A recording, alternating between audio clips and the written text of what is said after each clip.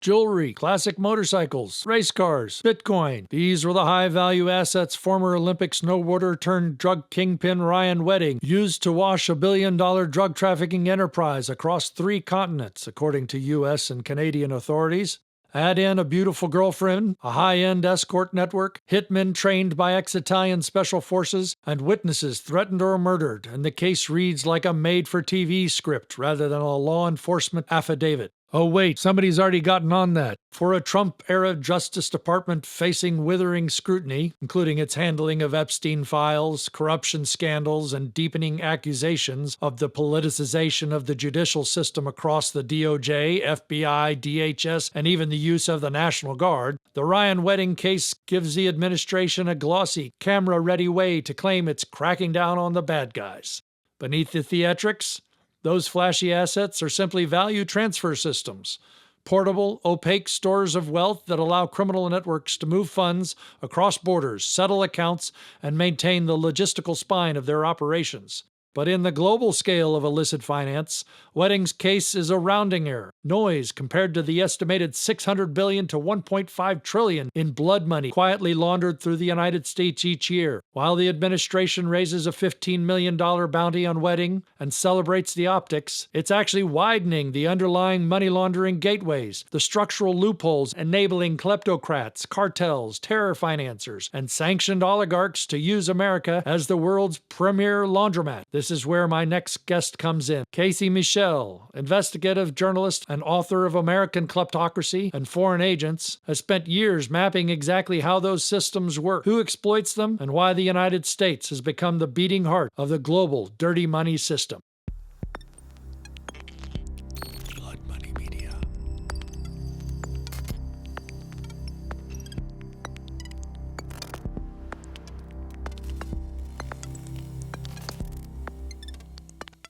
Welcome to my guest today, Michel. Did I say that correctly? That's correct. Yes. Thanks, Ian. You are head of the Combating Kleptocracy Program at the Human Rights Foundation and author of 2, soon to be 3 books. And I'm going to read those titles because I think they're instructive and helpful for setting the tone here. American Kleptocracy: How the U.S. Created the World's Greatest Money Laundering Scheme in History. That was your book in 2021, published. Foreign Agents: How American Lobbyists and Lawmakers Threaten Democracy Around the World. And soon to be a 3rd, United States of Oligarchy: How America's Wealthiest Ally with Dictators Weakened the U.S. and Destroyed Democracy. Casey, thank you so much for joining us today at Blood Money Media. Appreciate Ian, it. thanks so much for having me. This is fantastic. To kick us off, please, why don't you explain to our audience what kleptocracy is and why that's a thing with its own program at the Human Sure. Rights Foundation. So kleptocracy, as I'm sure many of your viewers are perfectly aware, it literally means the rule of thieves. That is what it has meant for generations. Traditionally understood to mean any regime, any ruler that is dedicated not to the betterment of society or of his or her constituents, but to stealing from their populations for the betterment of themselves, their family members, their inner circles, to enrich themselves and to remain in power so that they continue enriching themselves. Generally speaking, we're talking about autocracies, authoritarian regimes, and especially dictatorships in which the ruling figure is looting from entire populations and immiserating entire populations, stealing from things like the healthcare budget, the education budget, the defense budget, the list goes on and on. So if you think of figures like Putin and his regime in Russia, or Xi and his regime in China, or Maduro and his regime in Venezuela, generally we're talking about kleptocracies and kleptocratic figures. But where my work comes in, and Ian, where some of your work has been in the past, and plenty of other journalists and researchers and those trying to expose some of these networks comes in, is that the reality is in the 21st century, kleptocracy is not one regime in one country somewhere far away or somewhere distant. It is now a transnational and international phenomenon. The money that is stolen by these rulers and by these regimes does not remain in those countries of origin. It does not remain in Gabon. It does not remain in Nicaragua. It does not remain in Kazakhstan. that money is stolen by those ruling regimes and moved elsewhere, crossing borders, crossing hemispheres, crossing oceans, and all too often ending up in what are otherwise considered democratic countries like the United States of America. So when I'm talking about kleptocracy, when we're talking about this phenomenon today in the 21st century, it is the internationalization of the large scale, the massive scale looting of entire nations, how that money is stolen, how that money is moved, and how that money is hidden in places like the United States. And getting to the concept of human rights foundation, right to the very you used the word that I'd actually never heard before, in miserating, to make miserable the people, and this is why I created the name of the company as Blood Money Media, and had a colleague who I very much respect, and had some good counsel but one of the things that he said was, "Oh, you can't do that because then the banks and other institutions are going to not want to hear it." But the point is that there is a direct tie to illicit finance and human suffering, that there is a blood cost, and your representation as the founder or the program director of kleptocracy, or rather combating kleptocracy at Human Rights, is because human rights are fundamentally affected because of it. Am I wrong? No, you're absolutely right. There's this idea, which I encountered yet again just last week in another conversation, that corruption is a victimless crime because it only involves money, it only involves white collar crime, it's only financial in nature. And in a certain sense, yes, there's a logic to it. And yes, if we're talking about purely the finance alone, then this dollar bill or this financial transaction, no, that's not hurting anyone. That's only for the benefit of those that are actually stealing. But what we are talking about in this case is the stealing, not from other wealthy elites or other governmental insiders, but again, some of the things I just laid out from the healthcare budgets. These are hospitals that are not built. These are doctors that are not paid. From the infrastructure budget, these are schools that are not built. These are roads that are not built or left to crumble, left to degrade that much further. These are military budgets that leave countries prone to more aggressive and all too often kleptocratic neighbors themselves. The list goes on and on and on, that you can find victim after victim after victim in nation after nation after nation. And again, that money does not even stay in those countries for those populations that are looted from to potentially someday recoup. That money goes elsewhere, is hidden in places like the United States of America's real estate industry or private equity industry or art market. The list goes on, and I'm sure we'll talk about some more of those industries today. But no, we have to completely forget this idea that corruption is a victimless crime or that kleptocracy has nothing to do with human rights. They are intrinsically linked. And absolutely, and I do want to come to I think the heart of what your three books are about is how the U.S., in its sort of desire to have liberal democracy and transparency and representative government, which is all in a pursuit of happiness and justice, as your sort of and accountability, it has become a master facilitator for these. So I do want to come to that, but before I do, I want to dwell on this point, if I may, just a little bit more. You were talking about healthcare budgets, infrastructure, judicial systems. If they have been corrupted, then there's no sort of justice that helps to foment the sort of political instability. There's less hope for the future and grandchildren, so fueling political instability. I think of Venezuela was at 3 million plus barrels a day in production capacity in oil, money that is supposed to be owned by the state and so enrich the people of the state, and yet now is barely under a million, I believe, last time I checked.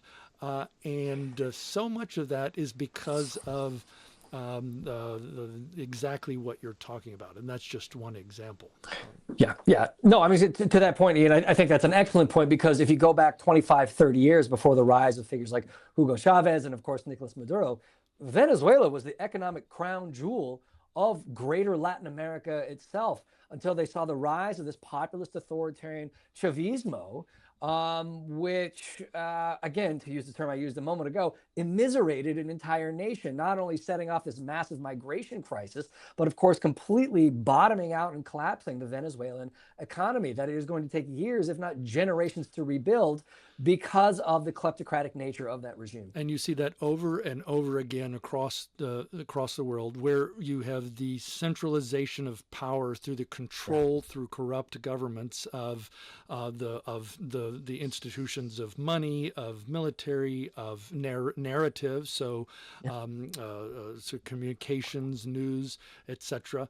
And then what you have is the preservation of those elites, which then perpetuates, which is where you get to the blood part, because you have political instability continually fostered and festering, and then everybody loses except for those particular elite. And and whereas the sort of counterfactor to that is that there is growth, that is mutual growth that benefits all. So let's come to this point about America and its role in that, and I'll use the point of Venezuela, where I have heard estimates from Venezuelan political and politicians in exile, and also U.S. officials, who say an estimated $300 to $500 billion of state wealth in oil money alone was looted from the state coffers, or the oil reserves as it was produced, over, let's say a 2-decade period. It's probably shorter than that. And most of that went through the U.S. Now, how is this possible? So it's possible because it is extremely easy, because there are a series of policies and loopholes and industries that have allowed the ballooning of the United States of America's role and reputation into the global center of offshore and illicit finance, providing all of the laundering services that regime after regime after regime around the world need and rely on to wash all of their dirty money, all of their blood money perfectly clean. That has all led to this transformation of the United States of America becoming the greatest offshore haven in the world. And of course, yes, Venezuela is a wonderful case study in this phenomenon. But I think it's telling that in my first book, American Kleptocracy, which talked about many of these transformations, if I remember correctly, I don't think I talked about Venezuela at all in there, because there are just so many examples to choose from, so many examples to look to over the last 30, 35 years. We're really talking about a transformation that first took off and then accelerated in the post-Cold War world in the 1990s, the 2000s, and especially through the 2010s. Is again, a whole number of loopholes, a whole number of policy decisions were made that opened the U.S.'s doors up to providing all of the shell companies, all of the anti-money laundering loopholes, and then all of the service providers, the lobbyists and the lawyers, the PR specialists, the think tanks, the consultancies, the list goes on, to protect those networks and protect those illicit financial flows from anyone, any journalists, any tax authority, anyone from having any idea where that money ended up going and who's benefiting at the end of the day. So I think there's so much there. Let's just talk about. Let's break down. First, you had the integration of the global financial sort of system accelerating at an exponential pace. You had the breakup of the former Soviet Union, and so there were sort of fundamental factors at play in terms of the opportunity and sort of the governments that didn't have accountability and systems in place to control sort of the grand looting of the state. So you have that. But what was going on here in the U.S. to facilitate that? So there were a number of things that were going on.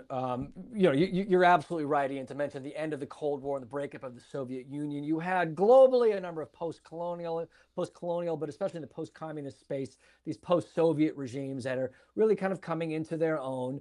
Without any kind of real regulatory oversight in terms of the financial flows, and as well a group of both regime insiders from the Soviet days, but also new corrupt officials coming up underneath them, looking simply to benefit themselves rather than their nations, and frankly steal as much as they possibly could while remaining in power for as long as they can. That's all taking place in certainly Asia, parts of Europe, much of Africa, even parts of South America and Southeast Asia at the time. In the United States, you had a lot of folks in Washington and elsewhere realizing that there is all of a sudden all of these eruptions, these geysers of money now emerging around the world in many of those countries that we just talked about a moment ago. And wouldn't it be great if some of that money came to the United States of America? Because at the end of the day, we're just talking about market fundamentals. We're talking about open, free access to perfectly legal commercial networks, right? The kind of the shock therapy doctrine, the deregulatory ethos saying capital should be allowed to flow freely. And if that is the case, why shouldn't we be the ones to benefit? And if we want to be the ones to benefit, what should we be doing to provide for those regimes and those corrupt insiders that are stealing that money in the first place? What do they need? They need to make that money untraceable so no future journalist can track back how it was stolen. They need to keep that money hidden in any number of industries. These corrupt networks would love to see that money become profitable and also open new doors to access to power in places like Washington. Why can't the United States of America be the home to all of this at least questionable, but certainly from my vantage, very illicit wealth? Why can't the U.S. be the one to launder it clean? And frankly, that's been the story of the last 30, 35 years. So I know that there are actors who are very intelligent people. I've found it interesting that many times when I've been investigating a money laundering or illicit finance sort of network, they will have compliance officers. So that there are training about how to, they are trained about how to sidestep the existing regulations. So I know that there are intentional people who intentionally try to obfuscate their money. Yeah. But are you saying that the entire system was built on the intention of conspiracy to hide, or do you think that there were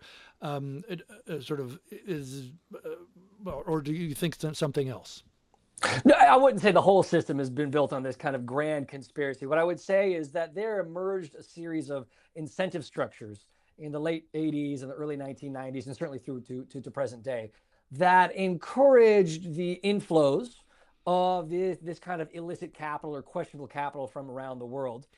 Because if you are let's say, a banker or a real estate agent or perhaps a shell company operator somewhere in Delaware or Nevada or Wyoming, again, it doesn't have to be in Washington, D.C., and you're looking at all of this wealth emerge and erupt from around the world, looking for a home where it can be kept safe. You could have as many personal scruples about not taking that money as you want. You could have as many ethics and morals about not taking that money as you want. But there are two realities at play. One, by and large, you're not committing any crimes. There's no law against accepting that wealth in, helping hide it, helping invest it, helping keep it safe. This is, again, the phrase that comes to mind is the scandal is not what's illegal. The scandal is what is legal and allowable, which in the U.S. is so very much. That's one element of the incentive structure. The other is that, I mean, again, you're free to say no to this money coming in, but you do so knowing that one of your competitors down the line eventually is going to say, yes, we will welcome that money in. We will help you invest it. We will set up the offshore networks. We will even lobby on your behalf in Washington. The list goes on and on. And again, if they're not committing any crimes, then at a certain point when your competitor says yes, you will think to yourself, maybe there's a different way that I should go. And at a certain point, you might end up opening yourself up, even with all of your ethical scruples. So I do, now that I'm listening to myself, Ian, it does seem like I'm describing a whole system-wide effect and effort, but it is certainly sprawling in scope. Well, so I think one of the things that I love about the U.S. is its very foundation is built upon the acknowledgement that humans will be corrupt. And so we need checks and balances through the system and accountability and transparency, which is why all these bits and pieces were put into place as a sort of regulatory function on preventing, as Hobbes put it, the great Leviathan, right? The beast, right? And so in companies themselves, I mean, they're not formed purely for sort of moral, ethical functioning. They're formed for profit sort of focus, and that is why that they're we create governing and regulatory structures. So I think there is often what I've noticed about the willingness of, say, JP Morgan or Morgan Stanley to take on Venezuelan debt, which they know is a high risk venture, a high risk of potential dirty money being involved, and they continue to trade in it. There's a question about what is the incentive structure, and then there's the question about the regulatory sort of requirements and oversight. And I think in your first book you got to one key piece of that, which was the corporate transparency. Which you've mentioned several times about talking about Delaware. So let's dig into why corporate transparency was, or lack thereof, was a regulatory sort of incentive for making the U.S. a money laundering mecca. Yeah. So look, it's a fascinating question, and even putting all my morals to the side, it's intellectually fascinating to see how and why it is that the United States of America became this gargantuan provider of, in this case, shell companies and shell corporations. Much of it stems from the fact that in the United States, for the first nearly 250 years of this country's existence, there was no federal oversight on corporate formation whatsoever in the United States of America. It was overseen by not the federal government, but the states themselves. This goes back to the pre-colonial days, or I suppose the colonial days of the United States, when it was a British charter system that the U.S. inherited. So it wasn't Washington setting up, or Washington, D.C. setting up and overseeing American corporations. It was states like Delaware, Nevada, Wyoming, and all of the others that were controlling their own corporate formation.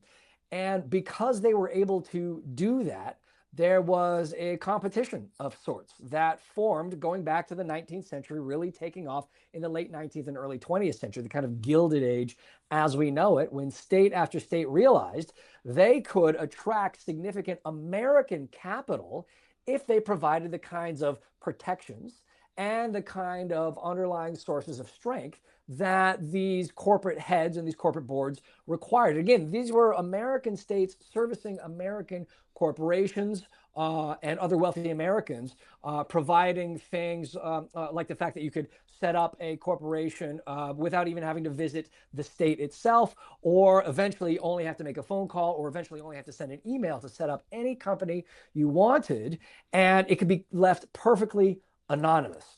There were a number of states that stepped forward to take a lead on this. The first was New Jersey, and then eventually Delaware really leapfrogged New Jersey to become the leader in providing anything and everything these corporations needed. And that was the case for a very long time, until the 1980s and the 1990s, when again we saw the transition that we outlined just a few moments ago. All of a sudden, all of these new international clients are looking for these kinds of protections. And here come states like Delaware that are realizing just how much more money can be made by servicing those international clients rather than just Americans. So that's a long-winded bit of context for why the United States of America ended up becoming the world's greatest offshore haven, and more particularly the greatest purveyor of shell companies. Well, that and the rule of law, there is some measure of rule of law that makes the dollar attractive. There is a preservation of value. You know that no king is supposed to be able to take your property, your personal property, without good legal reason, Yeah. and then also the full faith in backing of the dollar means Yeah. that there is a protection sort of that's also embedded in the rule of law. Yeah. In large part, not exclusively, Yeah.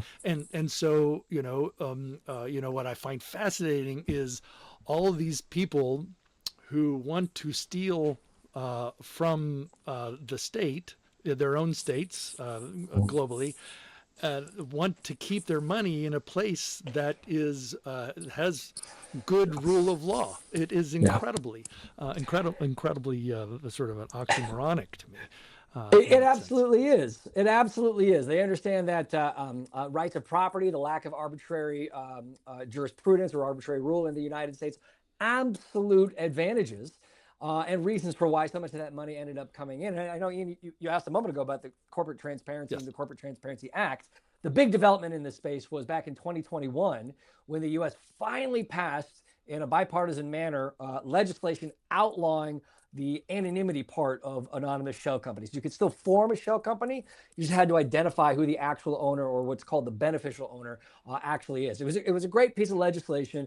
It was passed over President Trump's veto. If I remember correctly, it was January 5th of 2021, the day before January 6th. So the last big thing Trump did before that day was try to veto the shell company legislation, but he failed in that. And so it was finally implemented.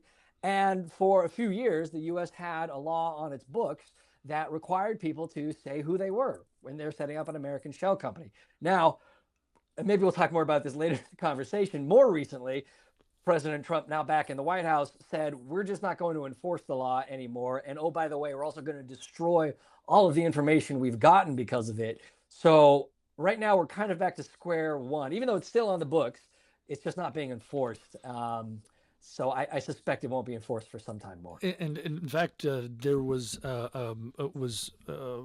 kept lawmakers did on a sort of bipartisan base did try to pass it for many years, but there were two organizations in particular that were opposed to it: the American Bar Association, so representing the lawyers who helped to create these institutions, and then secondly the the U.S. Chamber of Commerce. And I had struggled over and over again to try and figure out what their capitalistic justification was, because capitalism, in the very sense, is a seeing of price transparency in the market, so that you have the appropriate distribution of resources. So it seemed to me that they didn't have a logical argument, and eventually, I believe, at the end, they did give their support. They acknowledged some truth to it. Nominally, they came around. It took a lot of effort, shall we say. Yes. I mean, look, Ian, your guess is as good as mine. Of course, in the legal space, as you well know, American lawyers they're not operating under any anti-money laundering requirements, so they can set up as many shell companies as they want for their clients. And the NFIB, the National Federation of Independent Businesses, the small business group, shell companies are generally small businesses, and so I'm sure they felt they were representing their constituents. But yes, it took a long time to get them to come around. And so let's just I want to expand on sort of the loopholes, if you will, or the regulatory loopholes that help to foster this. But I don't want to leave the Corporate Transparency Act yet. So the administration, the Trump administration, has instituted a very large ICE policy. And its justification is supposed to be about getting rid of the criminals and the cartels and the fentanyl producers and the importers and all those bad guys. What does rolling back the Corporate Transparency Act do for cartels and other bad guys? Ian, I've done enough work in this space to be maybe cynical, maybe jaded. It takes a good bit for me to kind of get my get my haunches up a little bit. But I have to tell you, this decision for them to gut the Corporate Transparency Act, even aside from the principle of anonymity in shell companies, it goes completely against any rationale they put forward about targeting cartels, targeting fentanyl dealers, targeting any kind of organized criminal elements whatsoever. Because when we're talking about kleptocracy and we're talking about organized crime, when it comes to money laundering, the two work in tandem.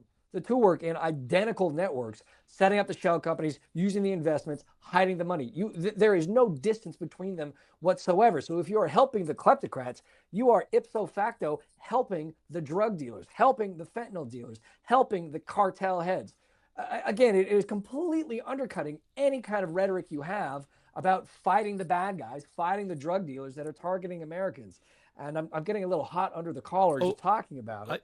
Well, I fundamentally agree. And let's take it back to the roots of the principles of democracy, right? Yeah. What one of the fundamental rights that we have is the freedom to express our opinion, and the ability to sort of ask the government questions for transparency about their operations. So there's a direct connection, and the reason why is for accountability purposes, to be able to hold the government of the people to account to the people, right? If you have no transparency within the government, then you have corruption, or you have kleptocracy. This is what the earliest believers in American democracy understood, and this is why they represented it. So there's a direct correlation between transparency fighting corruption and anonymity fostering corruption or illicit activity. So there's a direct correlation there. So what are some of the other ways in which there are major loopholes sort of facilitating kleptocracy to the money flows into the U.S.? Sure. So there's a couple other primary loopholes that allowed the U.S. to undergo this transformation over the last 25, 30 years. If I can just share a story, going back to the 1990s please. Briefly, the 1990s, the American banking sector was wide open. You could drag duffel bags full of cash covered in cocaine to a bank teller, and they didn't have to say no to opening an account and laundering that money for you. And we saw this over and over and over again, including from cartel heads, as well as a number of kleptocracies and kleptocratic governments elsewhere. And then 9/11 happened. And there were questions about the financing of some of the terrorists that were involved in that attack. And a lot more folks in Washington woke up to the realization that, corruption is not a victimless crime. And the United States of America has become a destination for so much of that illicit wealth. And oh my God, now we have this horrible terrorist attack. Is there some kind of linkage? Can we do something about it? And so they ended up passing the Patriot Act, which of course has all kinds of civil liberties concerns and violations baked into it. But part of it also brought, for the very first time, anti-money laundering checks, due diligence requirements to the American financial sector and a number of other sectors in the United States. So it really went a significant way toward cleaning up American banks. And it was supposed to bring those checks also to things like the real estate sector and the private equity sector and the art and auction house markets and so on and so on. But unfortunately, a little bit thereafter, the Bush administration, which was in power at the time, issued what they called a temporary exemption from those new anti-money laundering checks. They said, as I recall, that they wanted to study the issue. Basically, they didn't want to throw the baby out with the bathwater. They wanted to know what these new regulations would do for the real estate industry and the private investment industry and so on, which you can kind of understand the logic of. The problem is those temporary exemptions are still in place. 24 years later, decades later, they are still supposed to be temporary. They were supposed to have been taken care of. The Biden administration announced that it was finally going to be implementing new rules for the real estate and private investment sectors, which again have ballooned themselves on the backs of all of this illicit wealth coming in. There's no anti-money laundering checks. You can invest in as much real estate or private equity as you want. No one will have any idea who you are, where that money's going. There were supposed to be new rules, but the Trump administration punted those into the future, and it's completely unclear when we'll actually see the end to those loopholes.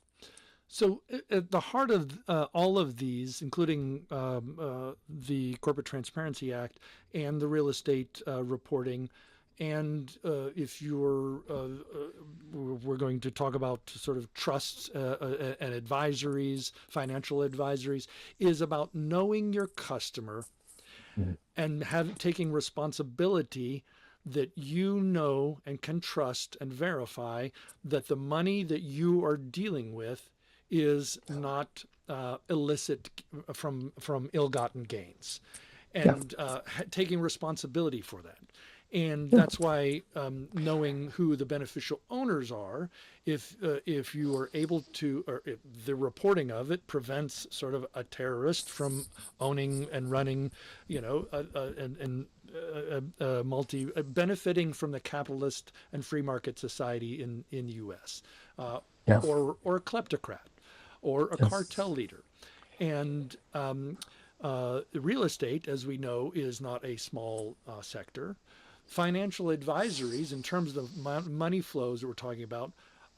So what we're talking about is every major loophole that allows the facilitation of illicit finance through the world's deepest and most liquid financial markets. Mhm. Is that where we are now?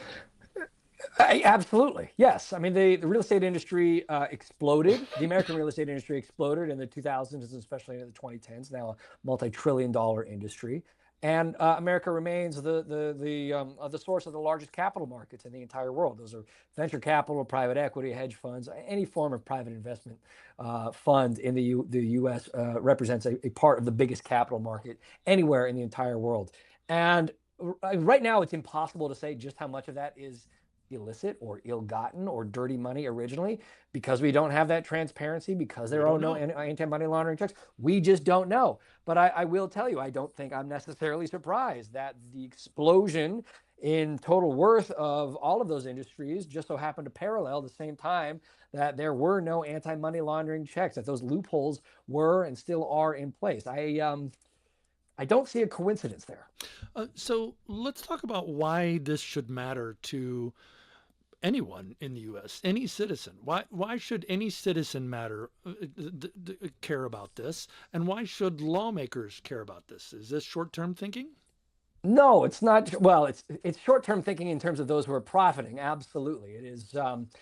Yeah, again, putting those short-term profits in front of any kind of long-term gain or certainly long-term stability. I mean, you can start at the biggest levels and talk about concerns like national security. I mean, I just talked a few moments ago about the September 11th attacks, but we know, we have seen time and again, the most destabilizing forces around the world are those kleptocratic regimes in places like Russia, in places like China, in places like Iran, in places like Venezuela. The list goes on, that are overseen by figures and inner circles that rely on these networks, that take full advantage of these financial secrecy mechanisms to enrich themselves at the expense of everyone, destabilizing entire nations, destabilizing entire regions. I mean, think of any revolution that you have seen over the past 20, 25 years. I'm sure the list it goes back even longer than that, but just think about the last few decades, whether in Tunisia or Libya, whether in Kyrgyzstan or Georgia, of course, whether in Ukraine, right? It has almost always been against a kleptocratic cadre of elites that have been stealing from populations, and all of a sudden an entire nation goes up in flames.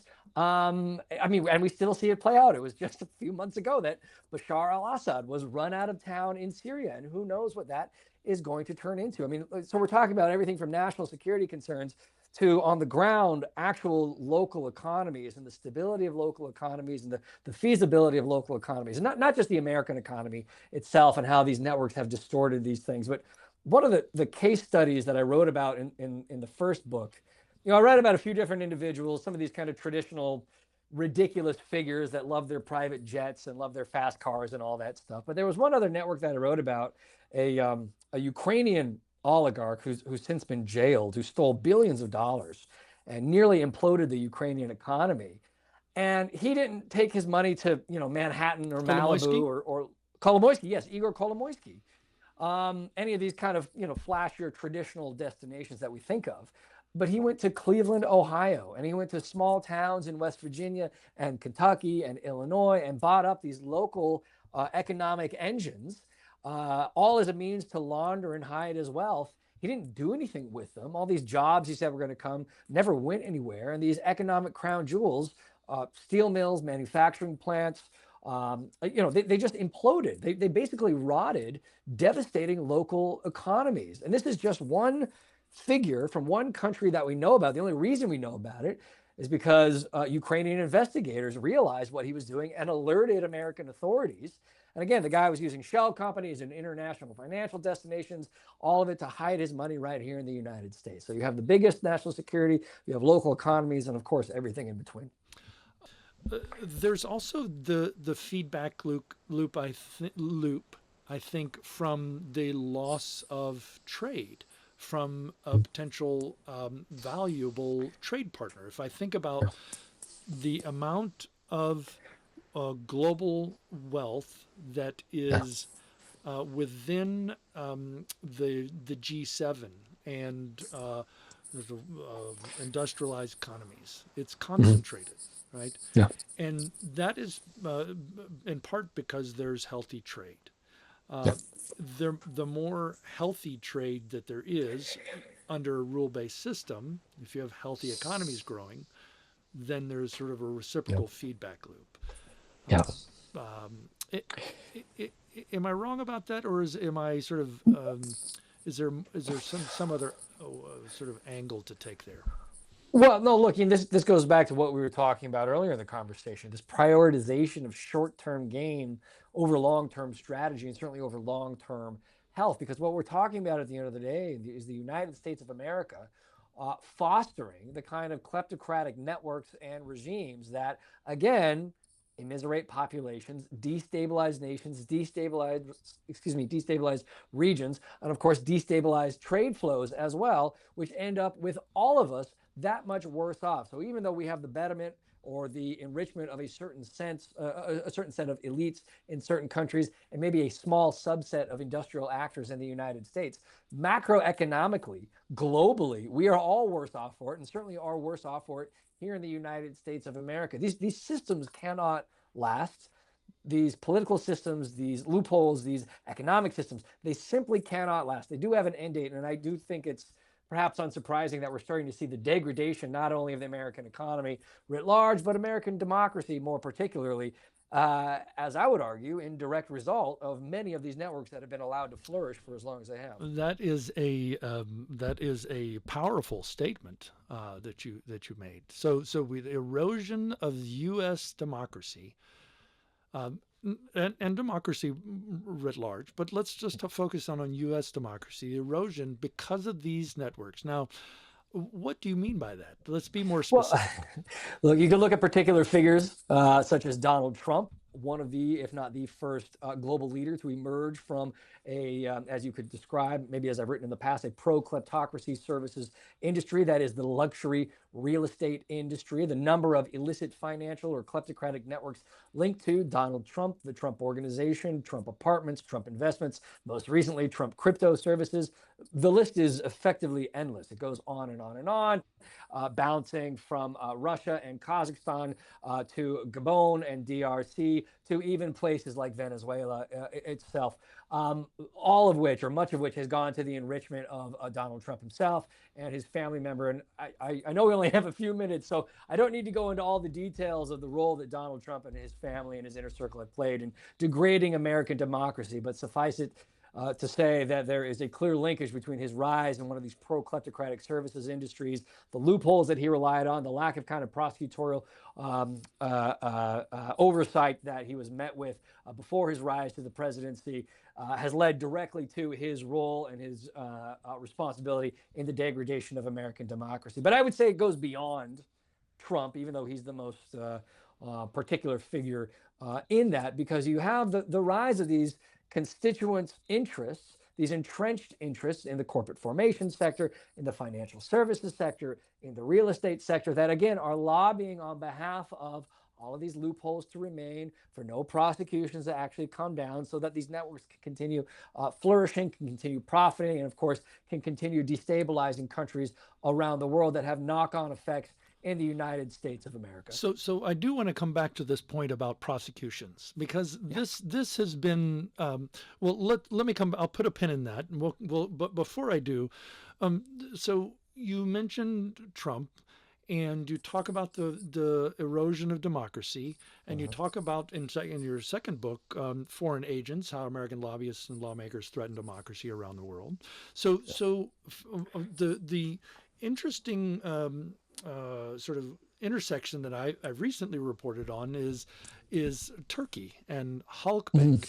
And Yeah. actually, the facilitator for Trump's business deal in the Istanbul the Trump Towers case ended up being the representative of the U.S. Turkey Business Council, following the last one, who left because of his relationship with Michael Flynn. If you remember correctly, that the last representative of TAIC, which is this U.S. Turkish Business Council, was funneling money through a Dutch company to Michael Flynn, and he hadn't reported as a Yeah. foreign Yeah. agent. Yeah. And so the person who followed in his footsteps was a man who helped to facilitate the Trump deal in Istanbul, and then opened the doors for some of the highest level officials in Turkey who were responsible, according to U.S. prosecutors, of facilitating and perpetuating the Halk Bank Iran sanctions evasion Yeah. operations. Yeah. There you have two of your books in one Yeah. in Yeah. one sort of summation. Yeah. Is that what you're talking about here? Yeah, look, you laid it out perfectly there, Ian, because the first book that I wrote is all about the U.S.'s transformation into a dirty money haven. The second book I wrote is about the rise of what is called the foreign lobbying industry. These are the Americans that lobby, again, not on behalf of other Americans, but on behalf of foreign regimes, foreign kleptocratic networks, foreign oligarchs. The list goes on and on. They're two sides of the same coin. Because what we're talking about at the end of the day are these regimes that want to use American systems and American loopholes and Americans themselves to launder as much money as they can, and then to use lobbyists to remain in power for as long as they can, get all the policies in Washington passed or perhaps blocked that these regimes want, so that they can remain in power in perpetuity. Maybe it means that they need to get more foreign aid from the U.S. or military aid from the U.S. or get sanctions lifted, whatever it is, so they can remain in power in perpetuity. And then, if I can be so bold to bring things to my third book, which is going to be coming out next August, it's called United States of Oligarchy. And this may be spoiling a little bit of the book, but it is about the usage of the American campaign finance system and regulations therein, or perhaps lack thereof, as a further means of entrenching these regimes. So using the American campaign finance system to even get the politicians they want to see elected and into office, not just lobbying them, but actually getting them into office. And the reason that I mention this is because, to bring things back to Turkey, what we saw earlier this year, last year and then through earlier this year, was the indictment of our dear beloved mayor in New York City, Eric Adams, who was accused of many things, including free upgrades for Turkish Airlines flights, which I'm sure were very nice, but also going to Turkey and directly soliciting Turkish oligarchs for funding for his campaign for the New York mayoral election. Again, we're not even talking about anything in Washington. Now we're talking about local elections and local mayors going to foreign sources, in this case Turkey, and asking for money so they can get into office and provide whatever services their donors may need. What happened to that case, that Eric Adams case? Oh, well, there was an interesting coda to that case. We never actually saw the prosecution of that because a new administration came into power, the Trump administration, which you may be familiar with, Ian, and announced that the prosecution was actually going to end. The first reason they gave was that it was a political prosecution and never should have been filed. The next reason they gave was because it interfered with Eric Adams' ability to enforce immigration policy. None of these reasons stuck. Prosecutor after prosecutor resigned, saying they were subject to political pressure to drop the case. And eventually the Trump administration just kind of gave up giving any reasons and washed their hands of it. I wish I could laugh more about it, but the precedent it sets is that if you are an American politician, you can go get foreign financing, and as long as you stay in Trump's good graces, you don't have to worry about being prosecuted. And let's just be clear. It could come across to readers that this is a partisan sort of podcast. That you and I have a particular sort of political view, and that is what is we're trying to push. And I would think I haven't delved into too deeply, but I think understanding my own place in trying to understand these systems and illicit finance, it's not about partisanship. It is about the systems that sort of facilitate it. And the systems that we have been talking about have been across party line, have been protected and coddled across. Now, not always. Some administrations have done others, move forward. In fact, I was going to say that the Treasury under Trump 1 did actually advocate for the Corporate Transparency Act. And Sigal Mandelker, who was head of the Terror Financing and Financial Intelligence Unit, at the time under Trump, was very instrumental in helping to bring about transparency within the crypto sector in terms of requiring the same sort of accountability that banks should have for a different financial system. So this isn't ultimately a partisan issue, but rather sort of a nonpartisan issue that just the fact speaks for themselves in terms of the pardon of CZ, the question about the prosecution of Hulk Bank, and Hulk Bank, just to be clear for our readers, and you can read my story, I'll link below, was involved in one of the biggest Iran sanctions evasions operations in modern history, which then facilitated nuclear weapons growth, etc. This is where we can talk about the prosecution. Why you said it sets a precedent, and it's not just Trump. It is, to me, when I keep seeing examples of regulatory action against companies that don't fundamentally rewrite the risk premium for them to change their business practices.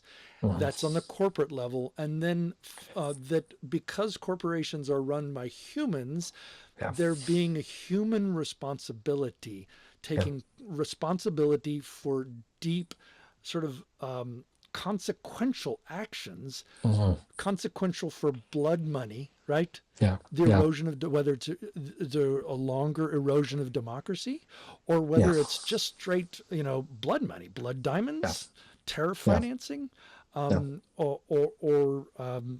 otherwise. Look, I mean, I echo everything that you are saying, right? It is everything from the selling of American democracy to the highest bidder, to the erosion of American democracy and American national security. Look, you're absolutely right. It is a bipartisan issue, which is one of the reasons it's going to require a bipartisan support. I mean, the reason that these networks have been allowed to fester for so long is because it was bipartisan. I think Trump just forces it in your face in a way that no one ever has before, and takes it to such a level that no one ever has before. And of course, he's the president right now, which is why you end up talking about him so much. But it is going to require bipartisan support, and there's reason to think that we will see that in the future. Again, to bring things back to what we were talking about earlier, it is both the regimes in places like Russia or maybe Hungary or elsewhere, but also the cartel heads and the fentanyl dealers that are using the same systems, the same levers, and the same loopholes. So it will require the same solution, and you'll be able to toss them both out of, maybe not power, but block those financial instruments from them at the end of the day.